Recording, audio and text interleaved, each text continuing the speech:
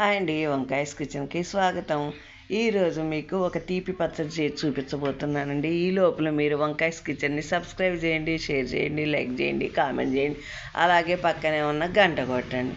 మూకిట్లో కొద్దిగా నూనె వేసి అందులో పచ్చిమిరపకాయలు, మెంతులు వేసి వేపుకోవాలి. ఆ తర్వాత టమాటాలను కూడా వేసి బాగా ఉడికించాలన్నమాట. టమాటాలు ఉడికిన తర్వాత మనం ఒక మిక్సీలో పచ్చిమిరపకాయలు, మెంతులు, ఉప్పు, ఈ టమాటాలు అలాగే బెల్లం కూడా వేసి మనం మిక్సీ చేసుకోవాలన్నమాట. ఈ పచ్చడి మనకి ఇడ్లీల్లోకి, దోశల్లోకి, చపాతీల్లోకి అలాగే ఏ టిఫిన్లో అయినా మనం చట్నీ కావాలి అంటే ఇది చాలా టేస్టీగా ఉంటుంది. అన్నంలో కూడా తీపి ఇష్టపడే వాళ్ళు అన్నంలో కూడా తినొచ్చు అనమాట.